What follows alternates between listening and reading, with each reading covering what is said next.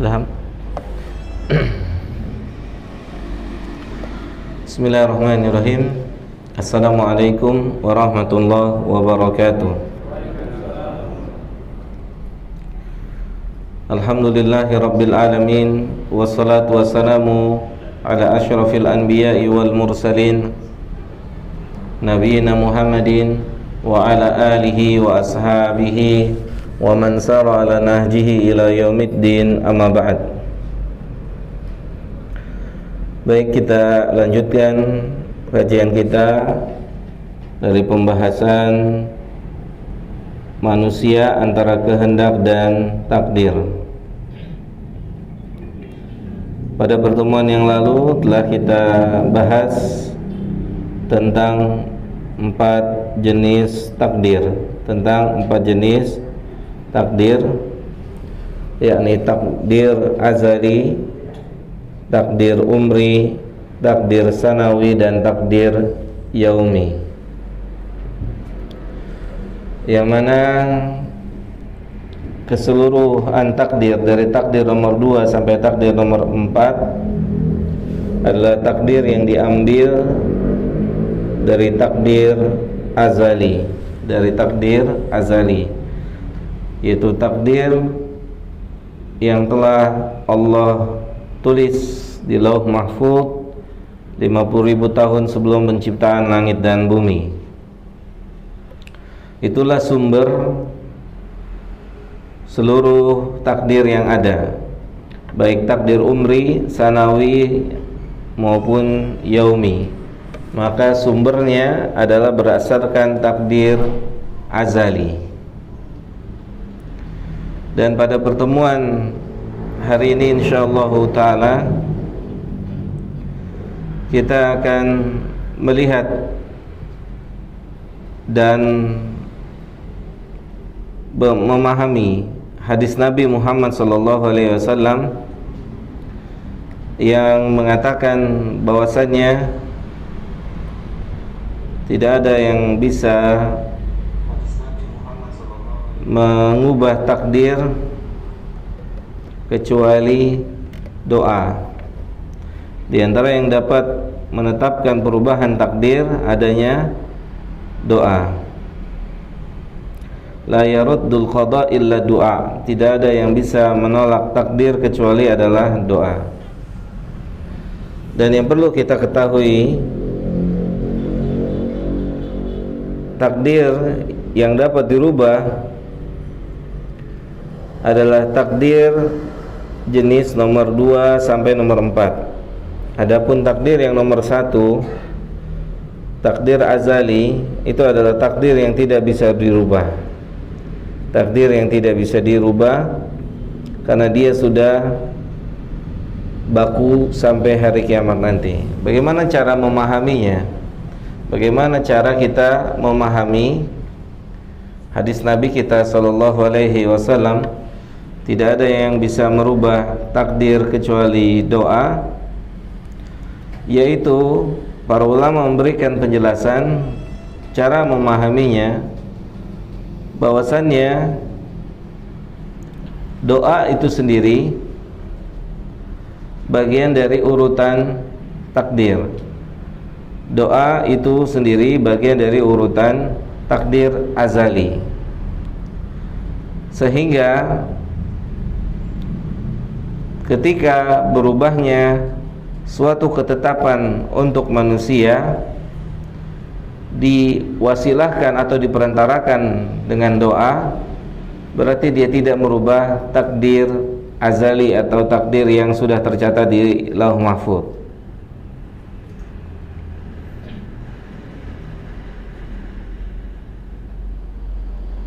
Misal gini, contohnya gini, agar lebih mudah memahami. Seseorang banyak berdoa kepada Allah Subhanahu wa taala untuk kebaikan-kebaikan. Kemudian dia merasakan adanya kebaikan yang dia inginkan, dan kebaikan tersebut ada indikasi berhubungan dengan doa yang dia panjatkan. Nah, doa yang dia panjatkan tersebut, doa yang dia panjatkan misalnya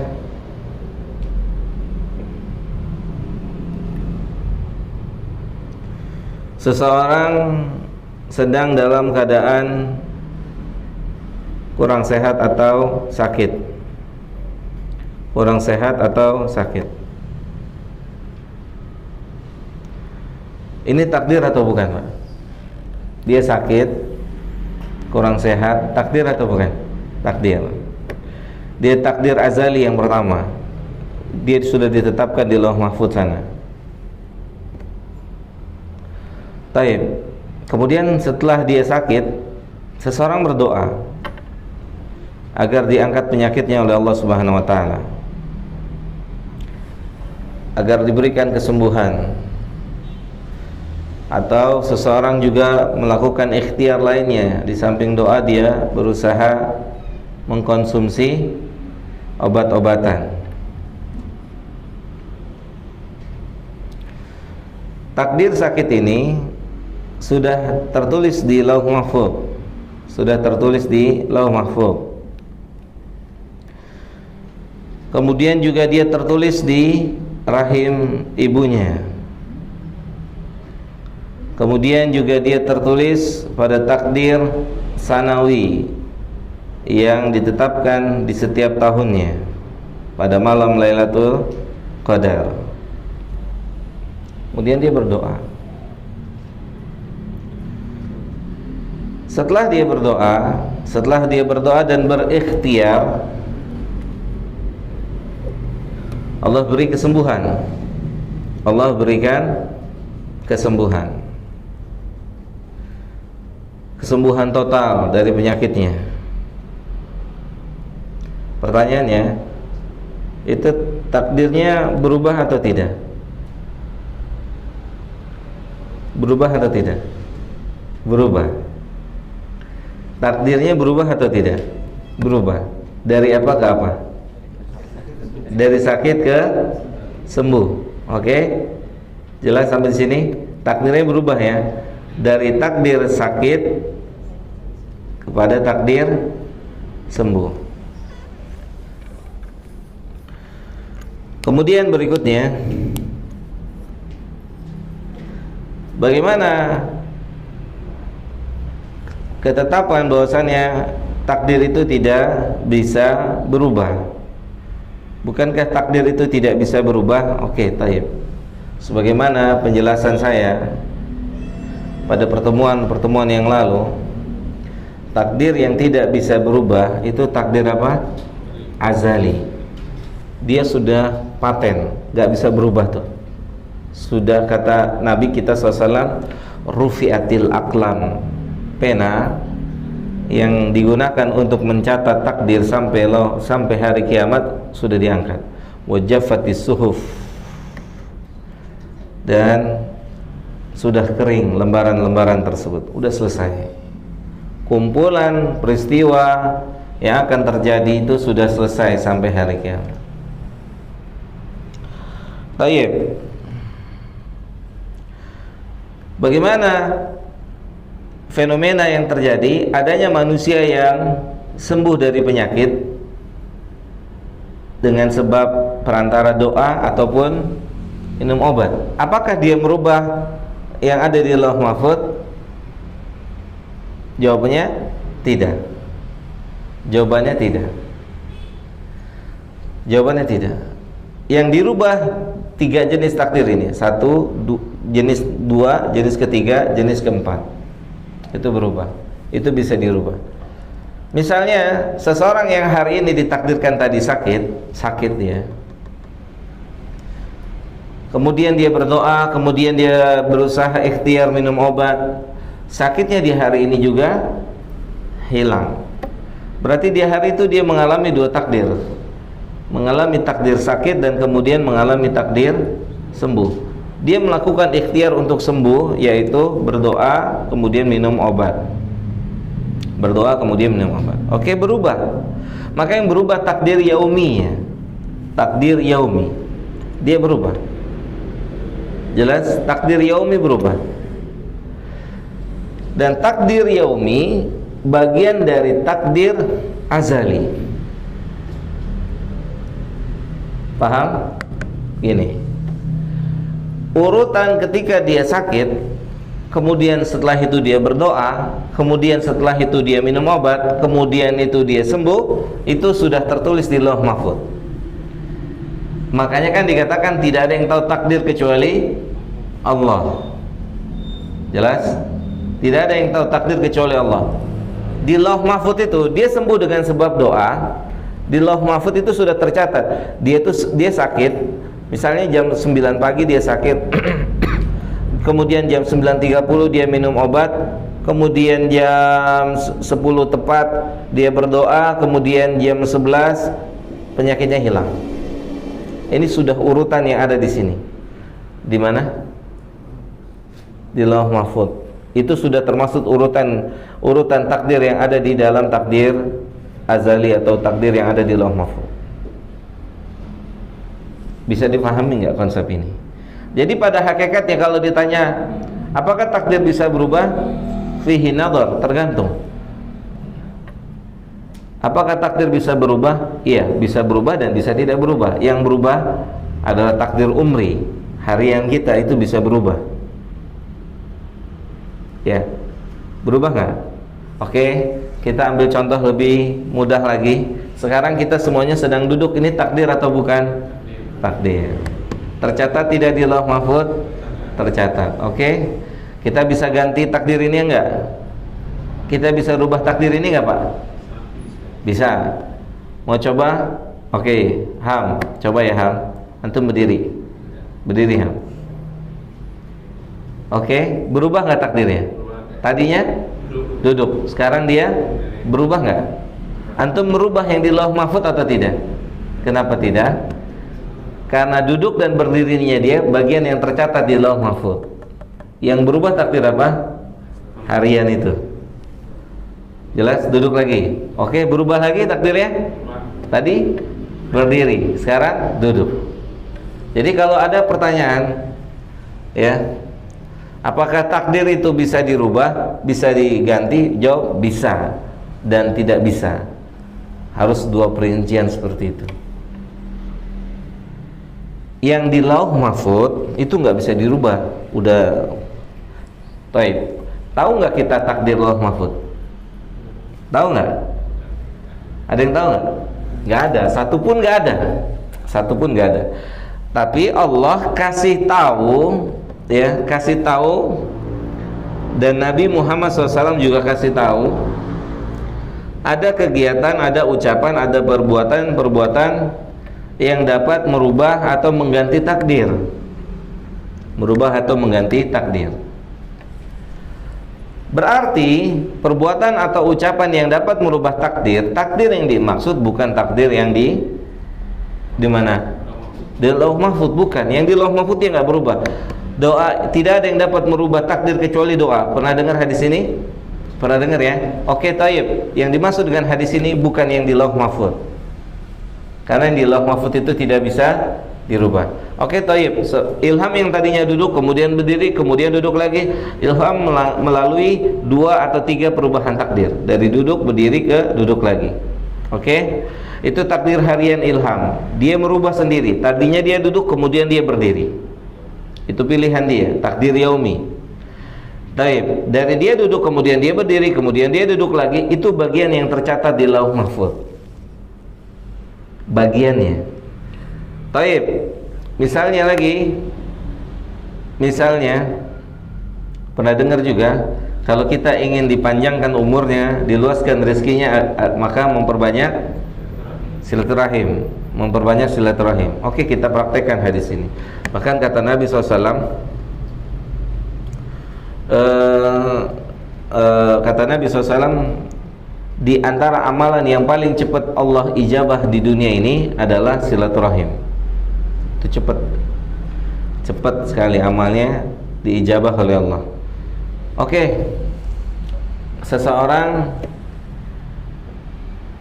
pengen panjang umur, ingin panjang umur, dia harus cari cara, ya cari cara yang benar, baik dari sisi kebutuhan jasmani dan kebutuhan rohaninya. Di samping kebutuhan jasmani itu harus terpenuhi dengan olahraga, ya, betul ya, olahraga. Maka dia juga harus memenuhi kebutuhan ruhaninya, yaitu dengan memperbanyak silaturahim.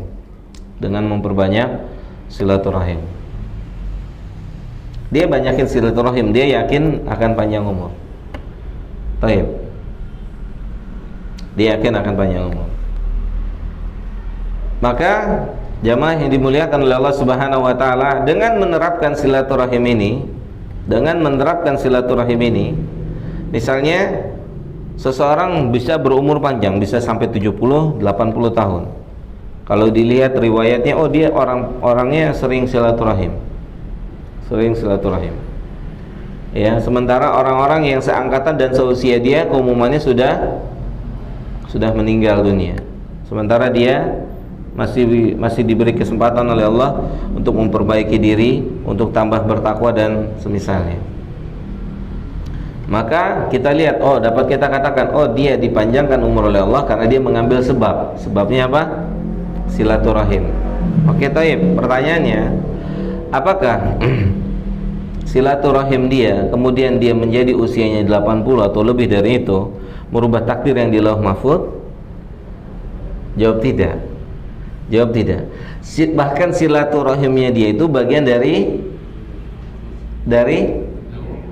takdir yang ada di Lauh Mahfuz. Jelas sekarang? Mafhum, Mbak? Jelas? Oh, itu cara memahaminya seperti itu. Kita semua nggak ada yang tahu takdir yang ada di Lauh Mahfuz. Saya dan bapak dan ibu-ibu, semua jamaah, semua manusia itu nggak tahu apa yang terjadi 1 menit ke depan, 1 jam ke depan, 1 hari ke depan, nggak ada yang tahu. Tentunya diajarkan oleh Nabi doa-doa agar kita memperoleh kebaikan. Allahumma inni as'alukal khaira fi hadhil yaum, ya. Ya Allah, saya mohon kepadamu kebaikan di hari ini. Gitu. Mohon pada Allah, mohon terus.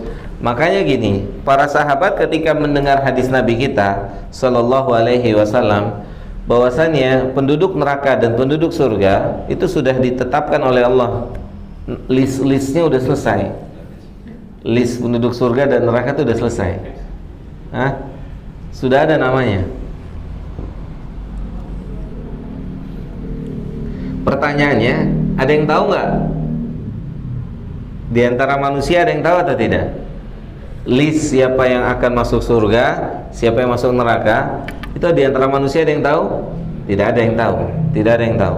Sama sekali tidak ada yang tahu. Tapi list itu sudah diketahui oleh Allah. Allah sudah tahu. Makanya sahabat memberikan argumennya pada Nabi Sallallahu Alaihi Wasallam. Kata sahabat, kalau gitu buat apa kita beramal? Kalau penghuni surga dan penghuni neraka itu sudah diketahui oleh Allah, untuk apa lagi? Oke, Nabi memberikan penjelasan. Ya, kata Nabi SAW, i'malu, beramal. Yang tahu list itu kan Allah, bukan manusia, bukan malaikat, tapi yang tahu list itu adalah Allah. I'malu, berusaha.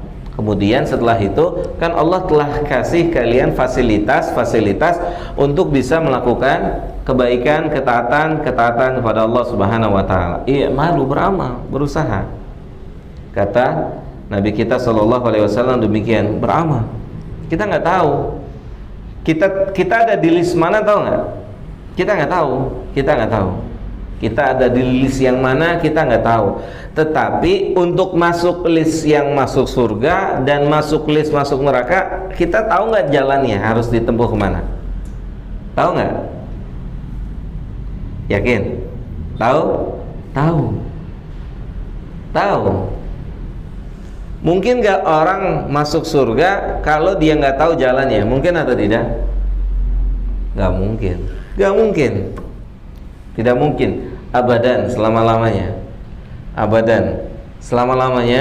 Seseorang tidak akan pernah bisa masuk surga kalau dia nggak tahu jalannya, tidak tahu jalannya. Nah, Allah Subhanahu wa Ta'ala merahasiakan list nama orang-orang yang masuk surga dan masuk neraka. Tetapi Allah memberikan jalan sebesar-besarnya, sejelas-jelasnya, jalan yang menghantarkan manusia bisa masuk ke dalam list penduduk surga, dan juga bisa menghantarkan manusia listnya ada di neraka. Jalannya sudah dijelaskan.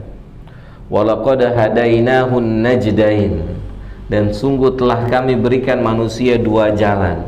Manusia telah diberikan dua jalan oleh Allah Subhanahu wa Ta'ala untuk menempuhnya, ya, untuk menempuhnya.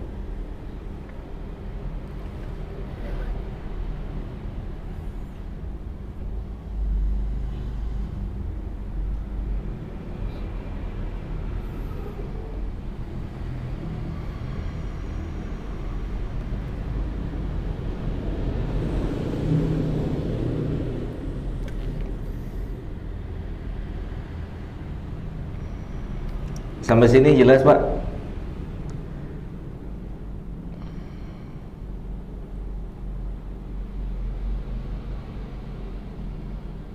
Baik, kita lanjut. Jadi Nabi memerintahkan para sahabat untuk beramal. I'malu, beramal. Beramal. Maksimal dalam beramal. Beramal itu maksimal. Harus maksimal.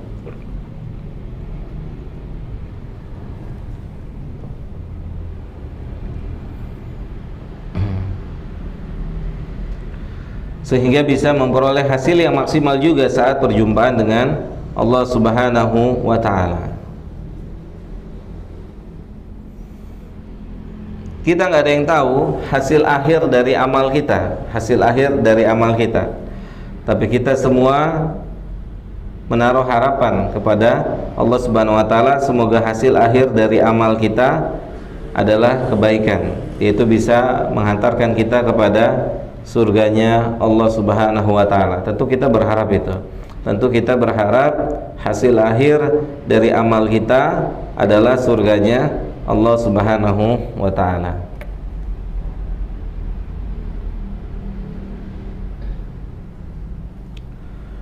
Kemudian jamaah yang dimuliakan oleh Allah Subhanahu wa Ta'ala,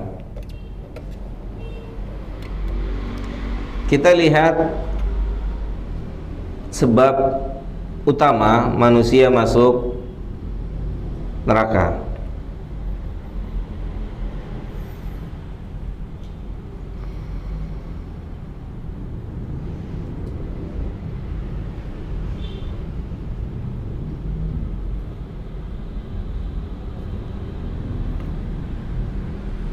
Allah sebutkan dalam surat Al-A'raf ayat 179.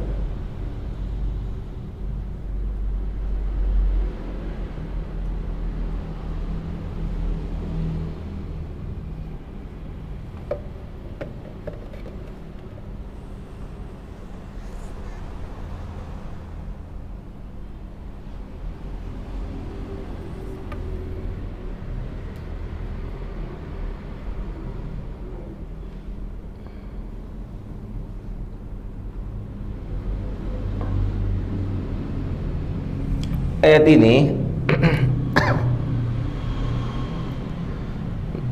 di antara hujah yang akan Allah tegakkan untuk manusia besok di hari kiamat. Hujah yang akan Allah tegakkan untuk manusia pada hari kiamat nanti. Allah memerintahkan manusia untuk berbuat kebaikan ataupun ketaatan. Maka saat memerintahkan kebaikan atau ketaatan berarti harus memperhatikan objek yang diperintah. Apakah dia bisa atau tidak mengerjakannya? Begitu kan? Oke, misalnya gini. Kita punya anak 3.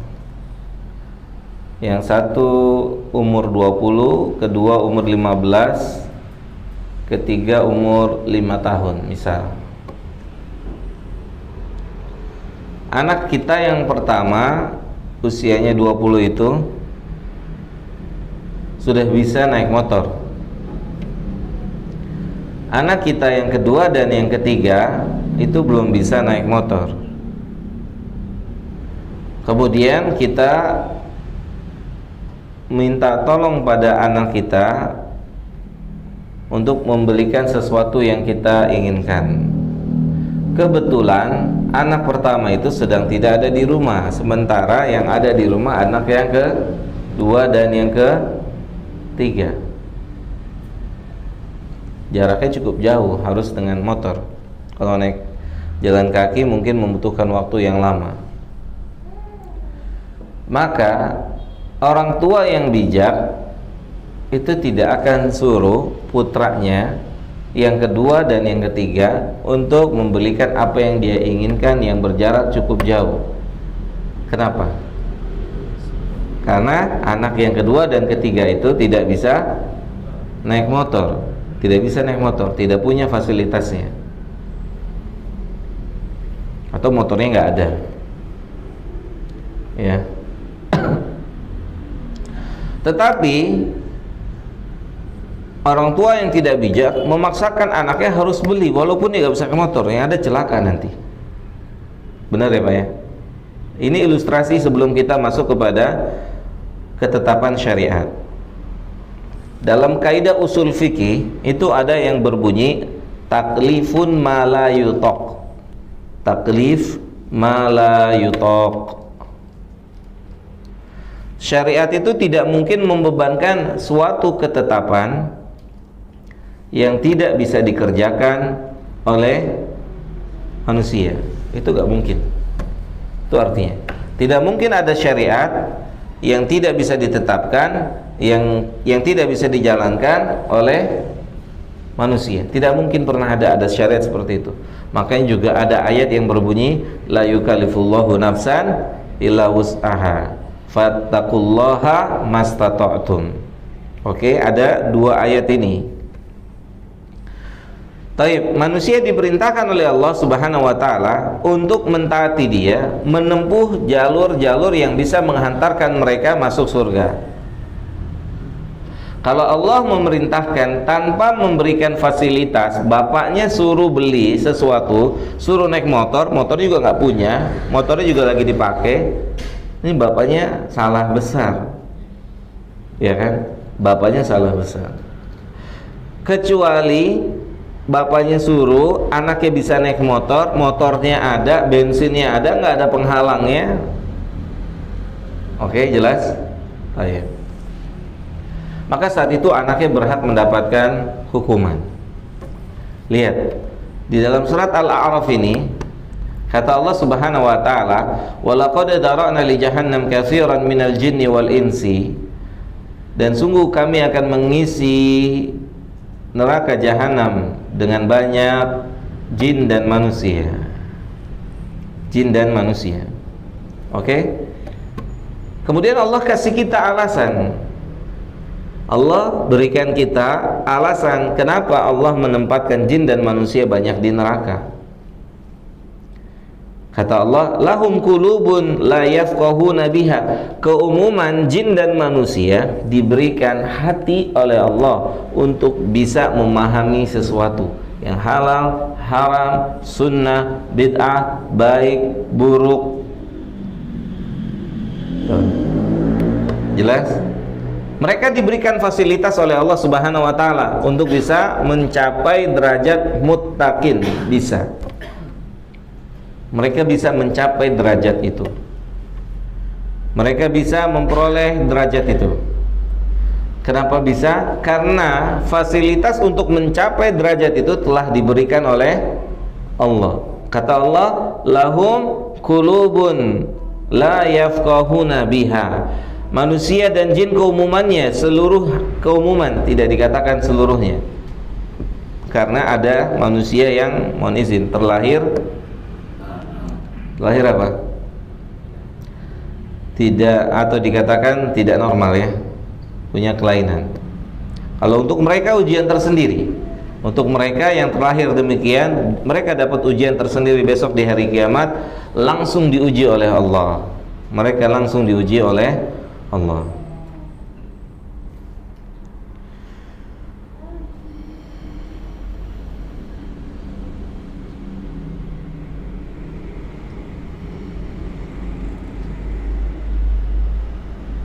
Dalam sebuah riwayat itu disebutkan ujiannya untuk mereka yang punya kelainan, yang terlahir memiliki kelainan, ujiannya disuruh memilih dua tempat yang Allah sediakan nanti. Tempat yang dingin dan tempat yang panas. Ketika dia memilih tempat yang dingin, maka itu akan menghasilkan kepanasan berikutnya. Ketika dia memilih tempat yang panas, maka akan menghasilkan kesenangan berikutnya. Para ulama mengatakan demikian juga dengan orang yang normal hidup di dunia ini. Dia diberikan dua pilihan hidup. Dia mau hidup sesuka hatinya, tidak punya aturan, oke? Senang tanpa batas, narkoba, seks bebas, atau judi dan lain-lain, hidup tanpa aturan. Maka ini jika mati begini, maka akan menghasilkan kesengsaraan, kebinasaan kelak. Tapi yang kedua, jika manusia memilih hidup bagaikan di penjara yang banyak aturannya, ini dan itu nggak boleh, oke? Ini dan itu nggak boleh. Bahkan Nabi kan yang bilang ya, apa kata Nabi? Dunia sijnul mu'min. Dunia itu penjara, bagaikan penjara untuk orang-orang yang beriman. Nabi sudah bilang begitu. Kebayang dong Pak, penjara Nabi Shallallahu Alaihi Wasallam itu mengilustrasikan dunia bagaikan penjara, Pak. Orang di penjara itu bisa hidup sesuai dirinya mau atau sesuai dengan ketetapan penjara. Tentunya sesuai dengan peraturan dan ketetapan yang sudah diatur di penjara. Gitu. Nggak bisa dia hidup sesuka-sukanya. Makanya kalau dibilang antum sudah ngaji jadi kaku, iya emang pasti kaku orang di penjara. Orang nggak bisa main bola sana sini. Benar? Orang di penjara emang ada yang nggak kaku? Kaku semua orang di penjara. Benar nggak? Beda sama orang yang di luar penjara. Merdeka nggak? Merdeka, dia mau ngapain aja bebas. Yang namanya orang di penjara mau keluar aja ada jamnya. Bisa, gua mau keluar nih, bukain. Bisa nggak gitu? Bilang sama sipirnya gitu, penjaga sel, mas, gua mau keluar nih, gua mau main bola, gua mau belanja es krim dulu dan seterusnya. Bisa nggak begitu? Bisa? Orang di penjara keumumannya nggak bisa. Saya nggak tahu kalau ada penjara yang eksekutif gitu ya. Nggak tahu itu penjara kelas apa tuh? Kelas khusus gitu ya. Tapi keumumannya nggak bisa. Dan begitu juga kita di dunia ini ada dua pilihan, mau hidup bagaikan orang yang di penjara atau mau hidup yang nggak punya aturan. Tentunya akan menghasilkan dua hal yang berbeda. Orang yang memilih hidup seperti di atas penjara, kan Nabi bilang bagaikan menggenggam bara api panas gitu, panas. Maka ini akan menghasilkan kebaikan yang abadi nanti di negeri akhirat. Tapi kalau orang yang memilih hidup bebas yang tanpa aturan, maka ini bisa menjadi malapetaka buat dirinya. Sama ujiannya sama, bentuk ujiannya. Orang yang normal hari ini dengan orang yang ditakdirkan tidak normal, mereka mendapat ujian juga dari Allah, dan tidak ada yang dizalimi sama sekali oleh Allah. Kenapa mereka harus diuji? Karena tidak ada tempat di antara surga dan neraka kecuali semuanya harus masuk di salah satunya. Paham? Dan semua manusia harus pulang ke situ. Entah dia pulang ke surga atau dia pulang ke neraka. Taib. Kita balik lagi ke surat Al-A'raf. Allah bilang, lahum qulubun la yafqahuna biha. Mereka diberikan hati oleh Allah. Berarti jamaah yang dimuliakan oleh Allah Subhanahu wa taala, Bapak dan Ibu, hati kita, hati-hati kita, akal kita itu seharusnya dimaksimalkan untuk memahami pencipta kita. Seharusnya dimaksimalkan tuh untuk itu. Bagaimana caranya kita mengenal pencipta kita, bagaimana kita dekat dengan pencipta kita, bagaimana kita beribadah kepada pencipta kita. Itu harusnya seperti itu. Harusnya seperti itu. Tapi sayangnya manusia tidak memanfaatkan, atau keumuman manusia tidak memanfaatkan apa yang Allah berikan itu. Oke? Kita tidak usah melihat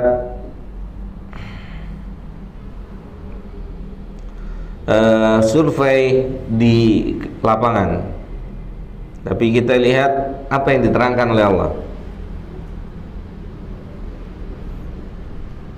Allah terangkan dalam surah Ar-Rum ayat ke-7. Keumuman manusia menggunakan fasilitas akal hati ini untuk apa? Keumuman. Allah bilang ya'lamuna dhahira minal hayatid dunya. Keumuman manusia menjadi cerdas dan menjadi ahli, menjadi tenaga ahli itu di dalam bidang-bidang dunia. Nyata? Oke, kita nggak survei, kita tidak melakukan survei di lapangan. Kita cukup mengimani apa yang Allah katakan. Rabb kita mengatakan manusia itu keumumannya di dalam memanfaatkan hati yang Allah berikan itu bukan untuk mendekatkan diri mereka pada Allah, tetapi untuk meraup keuntungan yang sebesar-besarnya di mana? Dunia. Nyata? Taib. Kita lihat kehidupan real lapangan. Berapa tahun keumuman orang di Indonesia belajar ilmu dunia? SD berapa tahun? 6. SMP 3. 9. SMU 3. 12. Kuliah 4 tahun. Berapa? 16 tahun. Tambah S2. Tambah S2, tambah S3. Ayo. Ini dikejar nih usaha-usaha, dikejar mati-matian nih, ya kan? Nyata nggak? Nyata. Coba dibandingkan dengan untuk menjadi orang yang bertakwa. Berapa lama orang belajar agama? Oke, TK mulai belajar, SD mulai masuk TPA, sahih? Masuk TPA. Dari kelas 1 sampai kelas 3 masih rajin Senin sampai Jumat. Mulai kelas 4 sampai kelas 6 udah ada pelajaran bahasa Inggris yang mengacaukan pendidikan agamanya. Kenapa? Karena dengan sebab kursus, jadi belajar agamanya dipotong waktunya. Nyata nggak? Real apa tidak? Oke, karena dia mau kursus, tadinya ngaji seminggu 5 kali, ada kursus seminggu 2 atau 3 kali, ngaji jadi berapa kali seminggu? 2 kali atau 3 kali, karena sih pelajaran itu tuh, pelajaran itu. Nyata nggak? Nyata? Oke. Sampai dia lulus SD. Habis lulus SD, udah nggak ada waktu lagi ngaji. Tambah eksak kursusnya, sudah pelajaran bahasa itu, tambah eksak, tambah ini, tambah itu, udah belajarnya udah tamat tuh belajar agamanya. Nyata nggak? Nyata nggak? Nyata, sangat nyata. Ini Allah bilang seperti itu. Ya'lamuna dhahira minal hayatid dunya. Keumuman manusia itu memanfaatkan akal hati yang diberikan oleh Allah untuk menjadi tenaga ahli di bidang dunia. Itu keumumannya. Lihat Allah bilang apa? Wahum anil akhirati hum ghafilun. dan mereka terhadap ilmu-ilmu yang menghantarkan mereka pada kebahagiaan di negeri akhirat, mereka lalai, nggak ngerti, nggak paham. Mereka lalai, mereka nggak ngerti, mereka sesuka-sukanya gitu.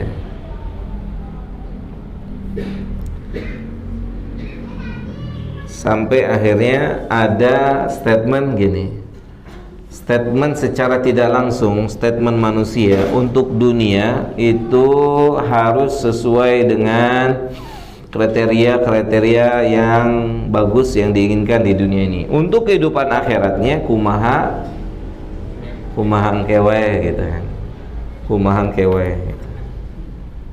Nyata ini Allah yang bilang seperti itu. Wahum anil akhirati hum ghafilun, dan mereka terhadap apa? Kehidupan akhiratnya itu lalai, sangat lalai. Kita lihat lagi ya, lanjut ayatnya. Kata Allah, mereka diberikan hati la yafqahuna biha, tapi mereka enggak gunakan untuk memahami makna dari hidup ini. Untuk apa dia hidup di sini? Harusnya dia dengan hatinya itu bisa menjadi orang yang bertakwa, dekat dengan Allah. Gitu.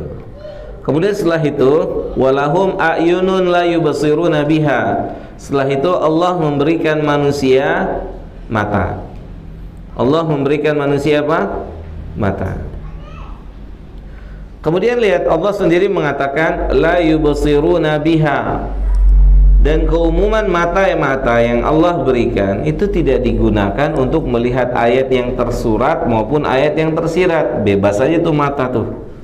Harusnya mata itu digunakan untuk melihat ayat-ayat Al-Quran sehingga dia bisa mengetahui halal haram, sunnah bid'ah, baik buruk dan seterusnya.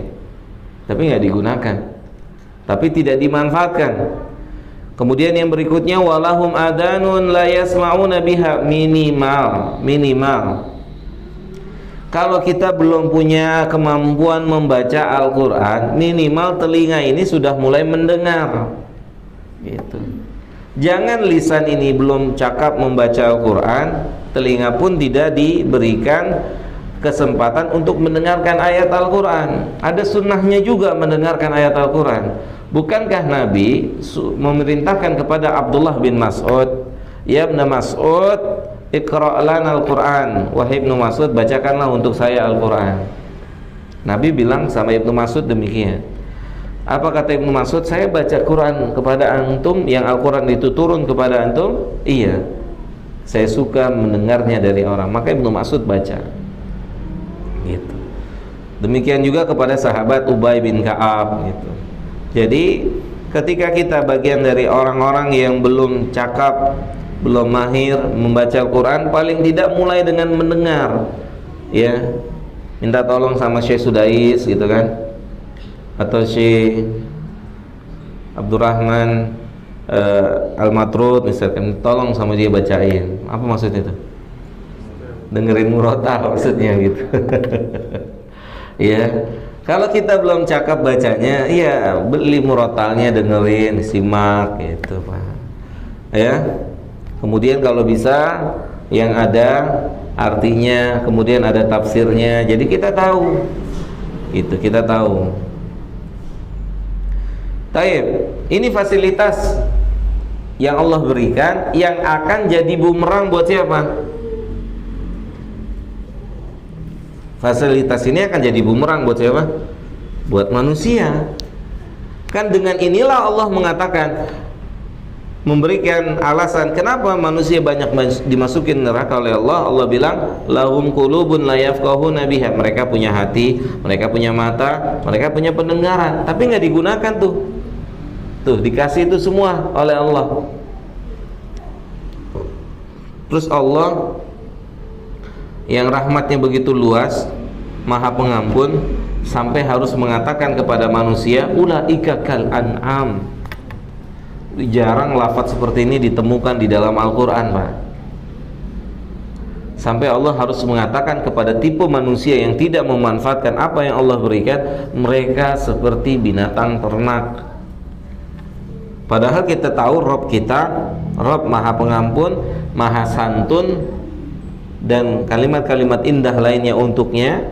Di sini Rob kita mengatakan mereka seperti binatang ternak. Ulaika kal an'am bal hum adall, bahkan kata Allah, bahkan mereka lebih tersesat, lebih hina dari binatang ternak. Kenapa? Binatang ternak kan tidak sempurna diberikan oleh Allah ininya. Gitu. Ulaika humul ghafilun, ulaika humul ghafilun. Itulah orang-orang yang lalai. Mereka lah orang-orang yang lalai. Taib. Balik lagi pada pembahasan kita. Berarti manusia untuk mencapai derajat takwa masuk ke dalam surga itu sudah diberikan fasilitasnya. Sudah diberikan apa? Fasilitasnya. Fasilitas untuk mencapai ketakwaan itu sudah diberikan oleh Allah Subhanahu wa taala. Terus kemudian kita lihat surat Al-Kahfi ayat 29.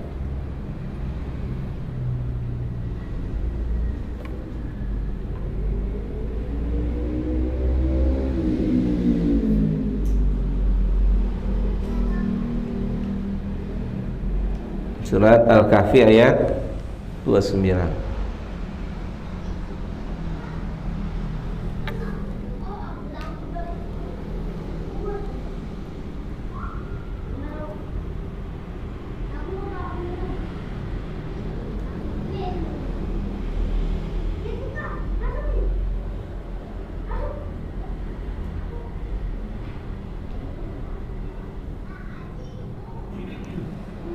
Baik, sebelumnya kita lihat dulu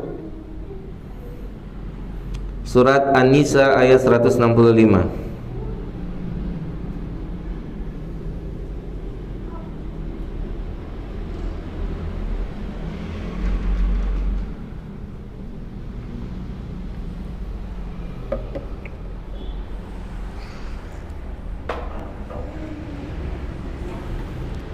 Tadi kan fasilitasnya ya Pak ya. Ya, tadi fasilitas untuk bisa menerima ketetapan Allah. Nah, kemudian berikutnya ini fasilitas berikutnya, yaitu diutus seorang Rasul yang membimbing, mengarahkan fasilitas itu semua, yang mengarahkan fasilitas hati kita, mata kita, pendengaran kita. Nih, fasilitasnya berikutnya diutus seorang Rasul. Allah bilang rusulan mubasyirina wa munzirina. Seorang rasul atau para rasul itu diutus punya dua visi, yaitu visi yang pertama memberikan berita gembira, dan yang kedua memberikan peringatan kepada manusia. Berikan berita gembira dan memberikan peringatan kepada manusia. Dua berita gembira ini telah semuanya disampaikan oleh seluruh nabi dan rasul, termasuk oleh nabi kita, Nabi Muhammad SAW. Itu telah disampaikan secara sempurna. Turunnya surat An-Nasr, idza jaa nasrullahi wal fath, itu turun kurang lebih di tahun 10 Hijriah. 10 sampai kurang lebih 10 dan 11 Hijriah. Turun ayat itu. Turun surat itu. Maka setelah turun ayat itu, Ibnu Abbas berkata, kata Ibnu Abbas, Nabi Muhammad telah selesai menyampaikan, mengemban tugasnya, dan ini pertanda dekat ajalnya. Itu Ibnu Abbas. Cerdasnya Ibnu Abbas tuh. Ketika turun ayat ini di tahun 10 atau 11 Hijriah itu, maka Ibnu Abbas mengatakan ajal Rasulullah semakin dekat, karena Rasul telah menyampaikan semuanya. Semuanya telah disampaikan oleh Nabi kita sallallahu alaihi wasallam. Awal mula penyakit beliau itu di tahun 7 Hijriah, saat Yahudi memberi racun di makanan. Ya, jadi beliau tuh pernah diracunin, Sampai ketika beliau sakit keras sebelum wafatnya, beliau berkatakan efek racun yang diberikan oleh Yahudi ini sampai hari ini, sampai membuat hampir urat-uratnya putus.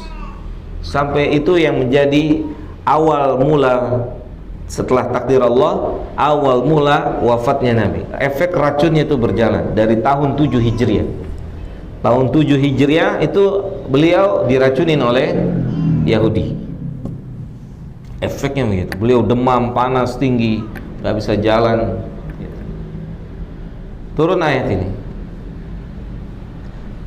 Setelah turun ayat ini, apa kata Allah di penghujung ayatnya? Fasabbih bihamdi rabbika wastaghfir. Maka setelah turun ayat ini, Nabi banyak bertasbih. Kemudian Nabi banyak mengucapkan istighfar. Astaghfirullah wa tubu ilaihi, astaghfirullah wa tubu ilaihi. Setelah turun ayat ini, itu Nabi banyak bertasbih, banyak beristighfar. Seperti tanda-tanda beliau harus meninggalkan dunia ini. Itu dikurang lebih di tahun 10-11 Hijriah. Beliau banyak mengucapkan tasbih. Kemudian beliau juga banyak mengucapkan istighfar. Fasabbih bihamdi rabbika wastaghfir. Bertasbih istighfar, tasbih istighfar. Sakitnya keras beliau sallallahu alaihi wasallam. Sakitnya keras. Sampai sakit yang membuat dia enggak bangun. Menunjukkan beliau sudah berada di ujung-ujung usianya. Yang menunjukkan beliau telah menyampaikan seluruh berita gembira dan seluruh ancaman. Sudah selesai ini, sudah beres. Sampai akhirnya seluruh para nabi dan rasul, termasuk nabi kita, mengalami ditampakkan tempat dan kedudukannya. Ditampakkan tempat dan kedudukannya. Dan Nabi SAW mengatakan, setelah Allah menampakkan tempat dan kedudukannya, ini menunjukkan iman yang besar yang ada di dalam hati Nabi kita. Ini harus kita miliki, Pak. Bahwasanya dunia ini nggak ada apa-apanya, sama sekali tidak ada nilainya. Maka kita harus punya hati yang rindu. Kita harus punya hati yang mendambakan bertemu dengan Rabb kita. Maka saat Nabi SAW ditampakkan tempatnya oleh Allah, beliau mengucapkan ila rafiqil a'la, ila rafiqil a'la. Beliau mengatakan, saya pilih untuk kembali kepada Allah, saya pilih untuk bertemu dengan Allah, saya pilih untuk bertemu dengan Allah. Jadi Nabi ditawarkan, apakah masih mau tetap di dunia ini atau berjalan menuju menghadap Rabbnya. Maka Nabi mengatakan ila rafiqil a'la, ila rafiqil a'la. Aisyah yang ada di situ, Aisyah radhiyallahu taala anha, Nabi ada di pangkuannya sallallahu alaihi wasallam. Nabi ada di pangkuannya. Aisyah berkata, Rasulullah sallallahu alaihi wasallam, dia tidak memilih kita, tetapi dia memilih ketemu dengan Rabb-Nya. Nangis Aisyah di situ. Karena saat ditampakkan Nabi berkata dan suaranya terdengar ila rafiqil a'la, ila rafiqil a'la. Maka Aisyah berkata, beliau tidak memilih kita. Begitu hakikat seorang muslim dan mukmin harusnya lebih memilih bertemu dengan Rabb-Nya daripada menjalankan kehidupan yang fana ini di atas dunia. Itu Nabi kita, ila rafiqil a'la. Maka setelah itu nggak lama kemudian, kan kamarnya Aisyah itu bersebelahan dengan Raudhah. Raudhah yang tempat kita kalau umroh itu sebelahnya kamarnya Aisyah.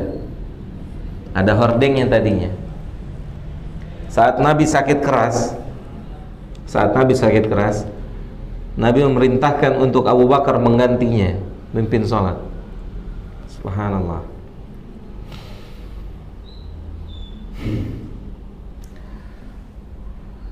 Kemudian Nabi buka hordeng, Pak.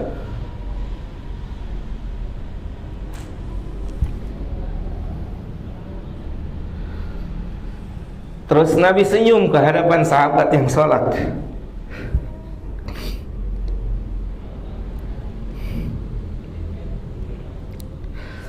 Gimana perasaan sahabat disenyumin sama Nabi yang lagi sakit keras, Pak? Nabi buka hordeng, Abu Bakar pimpin sahabat sholat. Gimana perasaan sahabat tuh, Pak? Senangnya luar biasa. Nabi sembuh. Mereka pikir begitu. Nabi sembuh nih, Nabi sembuh karena Nabi senyum di situ. Yang Nabi sedang sakit keras nggak bisa apa-apa. Tiba-tiba Nabi buka hordeng. Terus Nabi senyum ke arah sahabat. Sampai ada sahabat yang mau membatalkan sholatnya karena saking senangnya melihat wajah Nabi yang tersenyum. Ternyata itu adalah senyum terakhir dan setelah itu wafat Nabi kita sallallahu alaihi wasallam. Semoga kita bisa melihat wajah yang sempurna itu.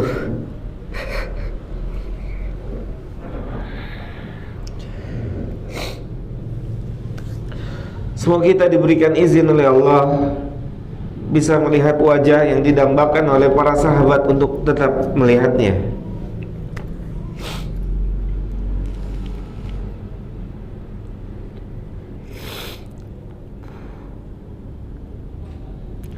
Gimana, Pak? Kita kalau melihat anak kita, bapak kita dalam sakit keras terus senyum gimana, Pak? Senang ya? Oh, sembuh nih, bapak saya ini mau sembuh nih, anak saya mau sembuh. Ini sahabat senang, Pak. Saking senangnya mereka mau batalin sholatnya karena melihat Nabi senyum.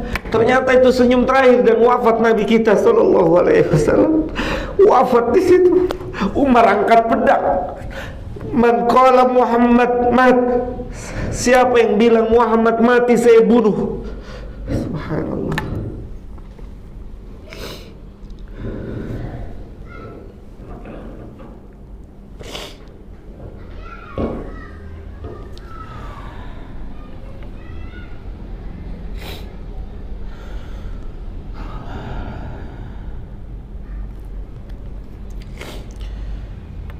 Kemudian kita lanjutkan firman Allah dalam surat An-Nisa ini. Kata Allah, diutusnya Nabi dan Rasul termasuk Nabi kita. Jadi Nabi kita telah sempurna di dalam memberikan berita gembira dan juga memberikan peringatan pada manusia itu setelah sempurna. Bahkan Allah abadikan kesempurnaannya itu dengan firman-Nya, Al-yawma akmaltu lakum dinakum wa atmamtu alaikum ni'mati. Ya, ayat ini ayat yang sangat jelas telah sempurna apa yang telah disampaikan oleh Nabi Muhammad SAW. Bahkan para ulama mengatakan man istahsana syai'an faqad dhanna anna Muhammadan khana risalah. Barang siapa yang beragama di atas permukaan bumi ini dengan berdasarkan prasangka, maka dia telah berburuk sangka pada Muhammad. Karena agama tidak dibangun di atas prasangka, tetapi agama bangun atas dalil. Ayat Al-Quran dan hadis Nabi sallallahu alaihi wasallam. Kemudian li'alla yakuna linnasi 'alallahi hujjatun ba'dar rusuli. Kata Allah, diutusnya Nabi Muhammad dan para nabi yang lainnya adalah agar manusia tidak bisa berhujah lagi besok di hadapan Allah. Karena telah diberikan fasilitas kedua. Setelah manusia diberikan kemampuan, kecerdasan, telinga, penglihatan, manusia dikasih rasulnya, diutus rasulnya. Maka tidak lagi ada hujah untuk manusia. Tidak lagi ada alasan untuk manusia untuk tidak menjadi orang yang bertakwa. Tidak lagi diberikan alasannya oleh Allah Subhanahu wa ta'ala.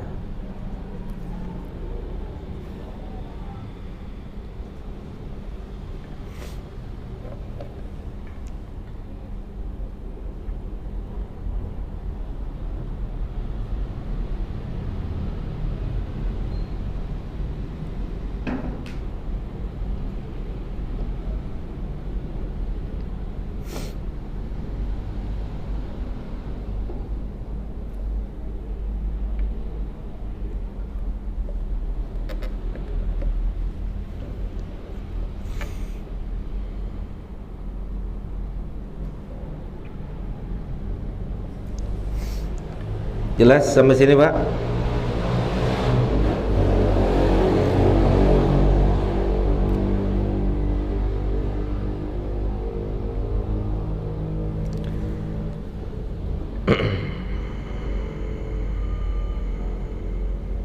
Kemudian setelah itu tadi sudah kita sebutkan, manusia diberikan kemampuan, kemudian manusia diutus Rasul di tengah-tengah mereka. Kemudian yang ketiga, manusia dikasih kehendak, diberikan kehendak oleh Allah untuk bisa memilih jalan tersebut. Ya, di dalam surat Al-Kahfi ayat 29,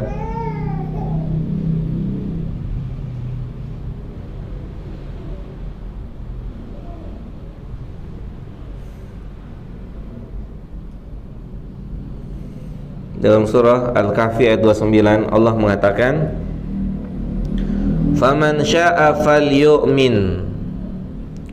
Dan barang siapa di antara manusia yang berkehendak, menginginkan untuk beriman, maka hendaknya beriman, pilih beriman, jalan orang-orang yang beriman, tempuh jalurnya, bertaat pada Allah, melakukan ibadah, berteman dengan orang-orang yang beriman, berteman dengan orang-orang yang beribadah, dan seterusnya. Kata Allah demikian, "Faman syaa'a falyu'min."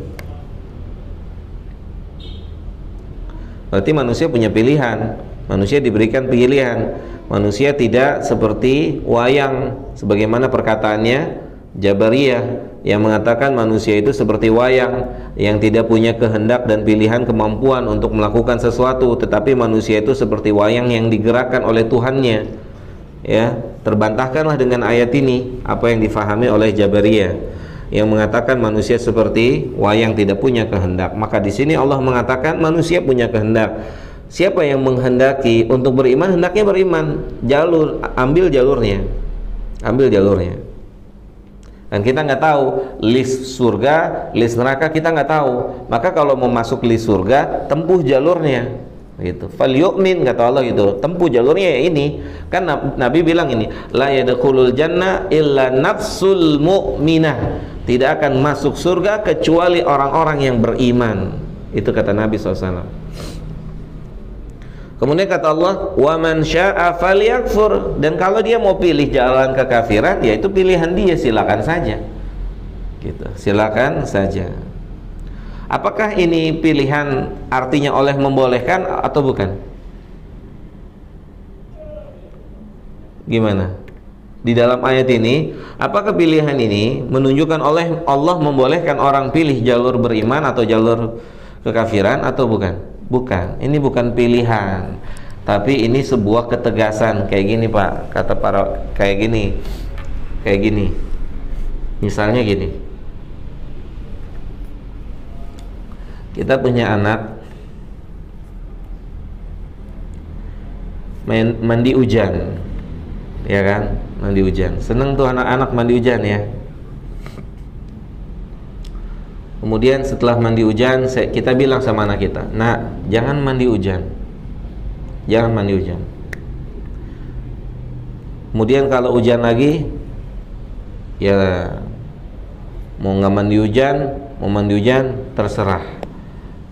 Ini pilihan atau ancaman? Jelas Pak? Menunjukkan bapaknya tidak mengizinkan untuk dia mandi hujan. Jelas? Karena lihat, Allah bilang ini, inna a'tadna lidzalimina nara. Tapi ingat, sesungguhnya Allah menyiapkan untuk orang-orang yang zalim. Ingat Pak ya, pertemuan yang lalu yang masuk dalam kriteria yang zalim yang pertama kali siapa? Yang masuk dalam lafaz zalim yang pertama kali siapa? Orang kafir. Ingat itu Pak. Kalau ada lafaz zalim, pertama kali yang masuk dalam lafaz itu adalah mereka orang kafir. Karena Allah mengatakan dalam Al-Quran dalam surah Luqman, inna syirka la zulmun azimun, sesungguhnya kesyirikan itu adalah kezaliman yang paling besar. Oleh karena itu lafaz zalim, ketika ada lafaz zalim, maka yang pertama kali masuk dalam lafaz itu adalah orang-orang kafir. Allah mengatakan inna a'tadna, kalau kata Allah setelah, berarti ini bukan pilihan. Kalau ini pilihan, harusnya orang yang pilih kekafiran itu tidak diancam dengan neraka. Tapi di sini Allah bilang, kalau ente pilih kafir, kami siapkan untuk orang-orang yang zalim itu neraka. Kalau kamu pilih tetap main hujan, siap-siap aja. Paham? Begitu.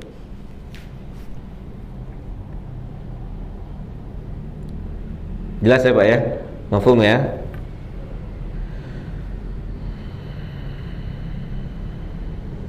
Jadi ayat ini, saya menggunakan ayat ini untuk memberikan penjelasan bahwasanya manusia diberikan kehendak oleh Allah Subhanahu wa taala untuk menentukan jalan hidupnya. Manusia diberikan kehendak oleh Allah Subhanahu wa taala untuk bisa menentukan jalan hidupnya. Jadi sudah berapa tuh Pak? Yang pertama manusia diberikan kemampuan, diberikan fasilitas, kemudian manusia diberikan Rasul, kemudian yang ketiga manusia dikasih kehendak, ya, manusia dikasih kehendak. Nanti ada satu lagi, manusia dipanjangkan umurnya. Dipanjangkan umurnya, tapi pembahasannya nanti Pak ya. Karena saya mau izin cukup sampai di sini. Jadi umur 60 itu Nabi pernah mengatakan, ini kalau kata film mukadimah lah ya, bersambung, to be continue gitu. Nabi bilang begini, kata Nabi kita SAW,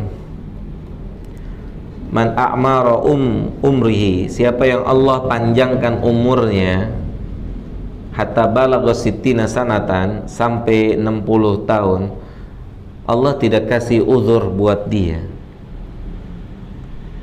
Gitu. Tidak ada uzur buat orang yang telah diberikan usia sampai 60 tahun. Penjelasannya nanti insyaallah ya, pada pertemuan berikutnya. Jangan difahami sendiri dulu, nanti saya jelasin Pak. Ya. Ada hadis yang mengatakan Allah tidak kasih uzur untuk orang yang telah dipanjangkan umurnya sampai 60 tahun. Udah lewat Pak? Sudah lewat ya? Umurnya udah pada lewat ya? Banyak yang pada lewat ya? Oke, baik Pak, mudah-mudahan kajian kita bermanfaat pada kesempatan pagi hari ini. Kita cukupkan kajian kita di pagi hari ini sampai di sini. Masih ada beberapa yang harus atau yang bisa kita sampaikan pada pertemuan berikutnya. Saya rasa cukup dulu Pak sampai di sini. Wassallallahu ala nabiyina Muhammadin wa ala alihi wa sahbihi ajmain. Subhanakallahumma bihamdika asyhadu an la ilaha illa anta astaghfiruka wa atubu ilaika. Assalamualaikum warahmatullahi wabarakatuh.